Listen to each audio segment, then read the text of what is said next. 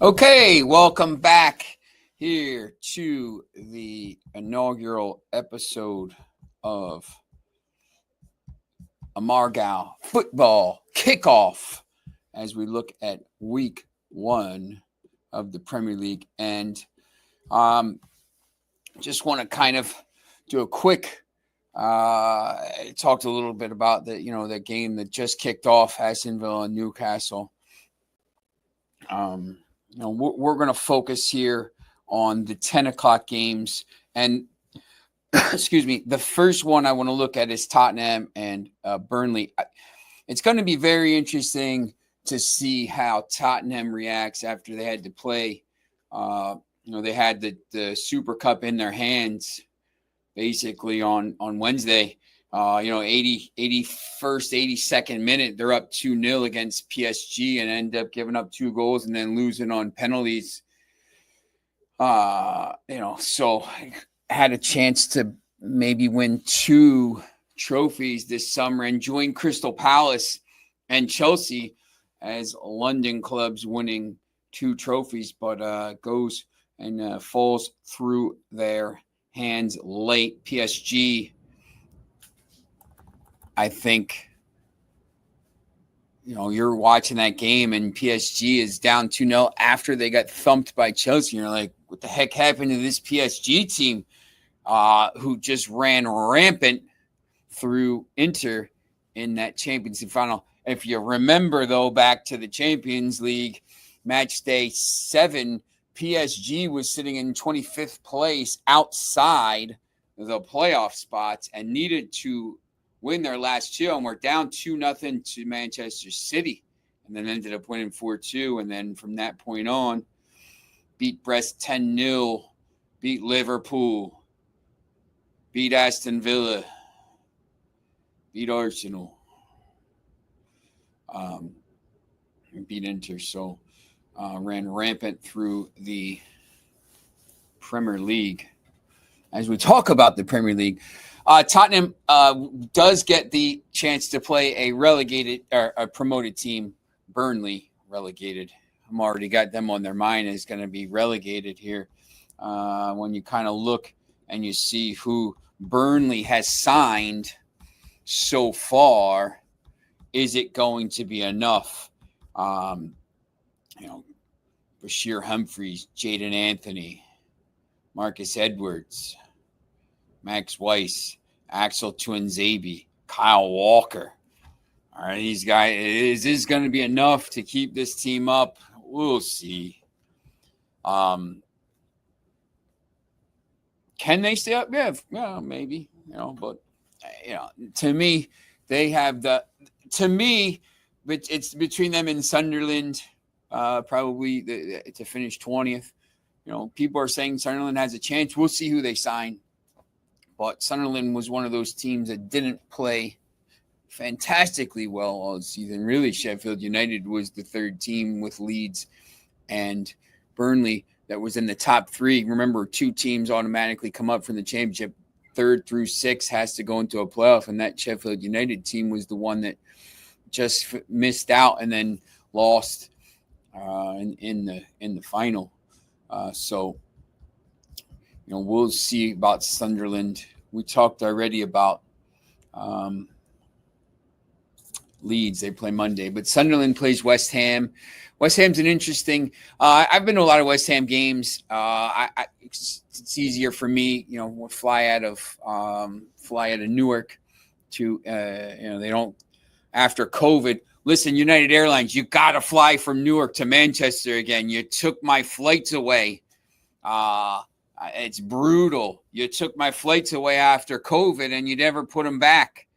There's 57 flights from Newark to London every day. How about we take one of those away? From 6 o'clock to 8 o'clock, there's like 4 flights. Well, I don't need 4 flights to fly into Manchester. I mean, come on. It's ridiculous.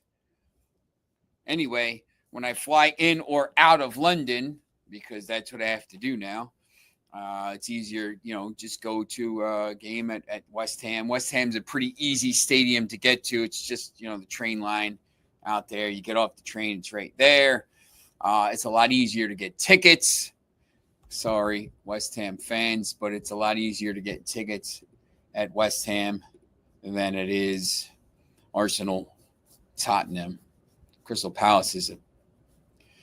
If you've been to South, you got to take that weird train. I forget what it's called, the Dart or Dart is San Francisco. You got to take that weird train to get out there. It's a pain in the thing to get out there. I got to watch. I can't be cursing on air first show. Make sure I'm on the air for a second show here. Amargão Football Weekly might be Amargão Football one show. Can't have that, right? And then, the other teams in London, Brentford's kind of in London, I guess. Fulham's right by Chelsea. Both pretty easy to get to. I was at Chelsea, Manchester United last year on the way to the Europa League final. Went to that match, Kensington, all that area down there. Pretty cool area. Shout out to my guy, Shiv, and a Patron, Z, who got me the ticket, and Shiv, who took me on a tour of London after the match to see Big Ben Parliament. Look, kids, Big Ben Parliament. All right. So Sunderland plays West Ham. Interesting game. We'll see right away. I think, West Ham is better. They weren't, I thought they struggled a lot last year. I saw them in the Premier League Summer Series, and they actually played pretty well. I was actually surprised at how well they played. Maybe they will be interesting. I'm not sure. That's an interesting game to me. And then the other game is Brighton and Hove Fulham. A lot of times, these games are spread out. It's opening weekend, so they're a little more spread out than normal. Although, the Premier League is doing a job here where they're trying to spread these games and not have as many 10 o'clock Saturday kickoffs. They're trying to spread the games out. I know next week there's a Friday match, West Ham and Chelsea, and then on Mondays, Newcastle and Liverpool. They're going to try to spread these matches out a little bit more, so there's less 10 o'clock games. I always talk about the fact that, on TV in America, you want to be able to, there's the 7:30 matches on in the morning, the 12:30 matches on NBC, and 10 o'clock they show a match on USA or wherever, and the other ones are on Peacock. So a lot of times, I'll try to find one of these. I have the 3 TV setup, so I'm watching a bunch of different games. This Saturday is going to be a little bit different because of all the stuff. There's all the parties going on for my birthday celebrations and all that stuff. So birthday week, birthday month, big celebrations, and everything. But I try to find a game that maybe other people aren't going to talk about. I'm sure they're going to probably put Tottenham, and let me just check that out. World Soccer Talk, the great site. Just go on there and you can find any TV schedule for any game. Brighton, they're putting Brighton and Fulham on. So, Peacock is Tottenham, Burnley. I think maybe Tottenham Burnley might be the match. That's kind of the one that I wanted to go kind of look at a little bit. I'm yawning a little bit tired here this morning. Sunderland and West Ham could be as well. Hopefully we see no Carlos Baleba in the Brighton and Hove Albion lineup as he's on his way to Manchester United. Hope and pray. All those games, though, interesting. Brighton and Fulham, right around the same part of the table last year, fighting for, top 10, just outside those European teams. When you talk, once again, when you look at, Arsenal, Liverpool, Manchester City, Chelsea, Aston Villa, Newcastle, Manchester United, Tottenham. I haven't even gotten to Nottingham Forest yet. I think they're going to take a step back playing in Europe. I think they're going to struggle a little bit, to be honest with you. But Crystal Palace. That's like 9 or 10 teams here. Where are these teams like Brighton and Fulham, West Ham,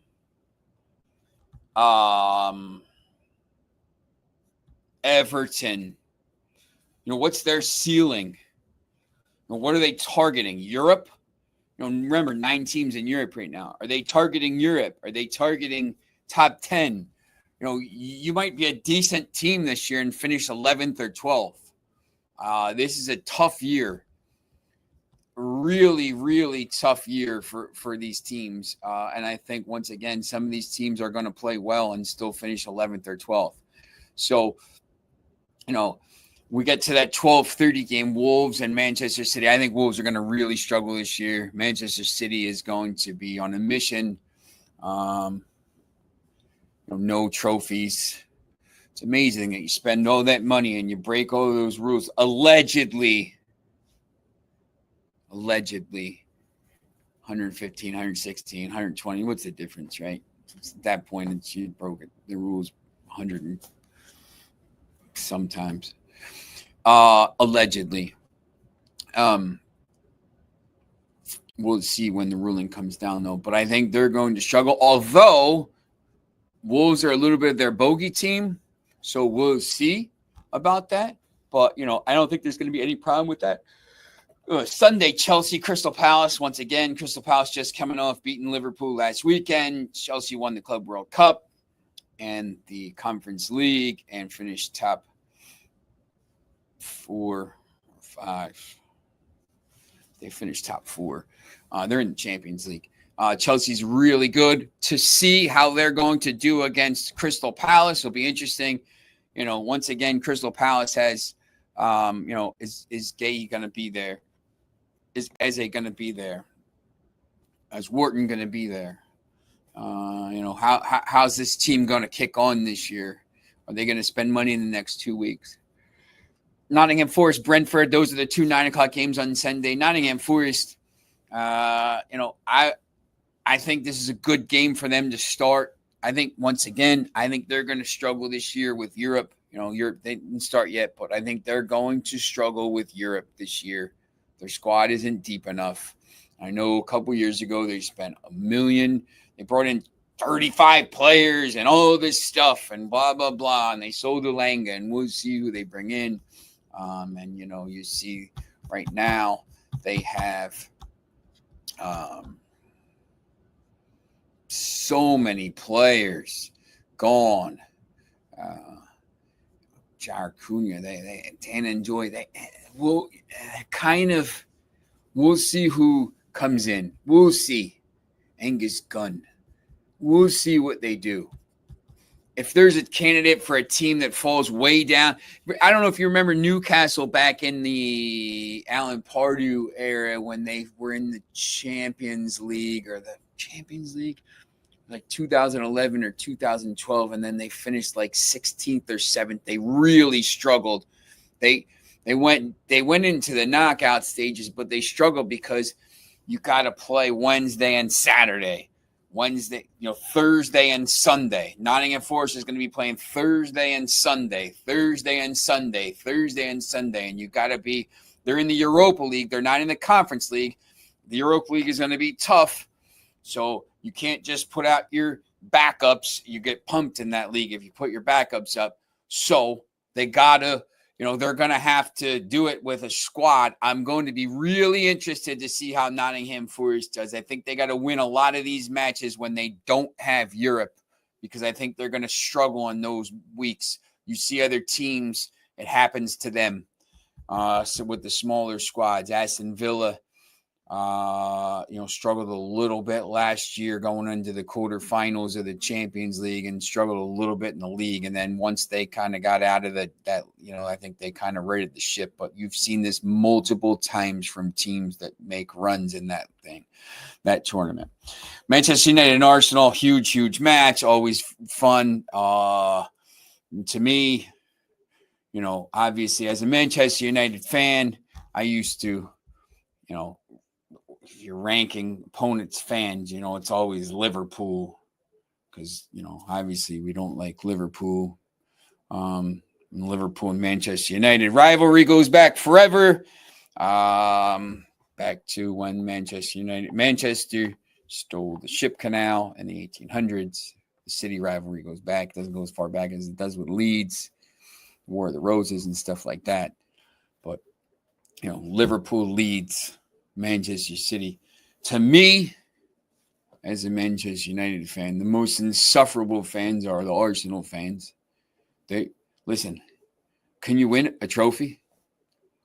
I'm sitting here watching Tottenham go to penalties against PSG. Really should have won it, but they won the Europa League. I'm sitting here watching Chelsea win everything. You spent a lot of money. I'm sick of hearing that, you play great football and you're in Arteta's phase 17. I'm sick of it. I don't want to hear it anymore. If you don't win a trophy, I just don't want to hear it. It's crazy. It's like Yankees fans in Tampa. I know we got some Yankees fans here. It's like listening to the Yankees fans. Great, you went to the World Series. You didn't win. You haven't won the World Series since 2009. Arsenal hasn't won the Premier League since 2004. I don't want to hear it. Win a trophy. Manchester United's been awful. Terrible. They won the Carabao Cup in 2023. I was there. I saw us beat Newcastle. Got to the FA Cup final in 2023. Lost to City, the greatest City team of all time. Supposedly, the treble winners. Lost to them 2-1. Wasn't for a goal-kicking error. We're in the game. Got to the final the next year. Beat City. Got to the Europa League final last year. We're in our worst era of all time and won 2 trophies and got to a bunch more finals. I don't want to hear it anymore. I'm telling you, I don't think Arsenal competes for the league this year. I don't personally think Arsenal competes for the league this year. I think they are a step below Chelsea, Liverpool, and Manchester City, 115. Right? This is, my show. I'm going to, leave comments, tell me all about it. Please tell me I'm wrong if you think I'm wrong. Go on Sports Talk United. All the things here. Go to my Twitter. I'm at the Prodigal Sean, SEAN. Amargão Football, at Amargão Football. We got all kinds of social media. It'll be everywhere. Go tell me I'm wrong. I'm telling you, Arsenal does not compete for the title this year. They take a step backwards. They're not as good as Liverpool. They're not as good as City. And they're not as good as Chelsea. All teams that actually win stuff. Right? We'll see. On Monday, Leeds and Everton. Look, Everton's got a brand new stadium. We'll see how they are. They were really good when Moyes came in at the end of the season. They were near the relegation zone, and they played really, really well at the end of the season. They got Adam Asnew. They got Keenan Dewsbury Hall. They got Jack Grealish. They're an interesting team. Leeds. I'm not going to sing the song. I've been to Leeds away in the United End. You know how hard of a ticket it is if you've ever been to games there. And you can't see, the background here, but I've got, all kinds of stuff here, Manchester United flags and everything. We don't like Leeds. As Manchester United fan. However, as a neutral person on the radio here, I do think that they probably have the best shot of the three teams to stay up, depending upon who they sign, who they get in. If they can get someone that can score some goals, I think that they can stay up. And I love that they stay up because it's a great place to go to watch a game. I'll tell you a quick story. I went over there when I went to watch the Carabao Cup final. I went for 17 days in February of 2023 and flew into London to see my guy, Alex Costin. Shout out Alex Costin. And NJ Bet, NY Bet. Go follow him. And also mybookie.ag, of course.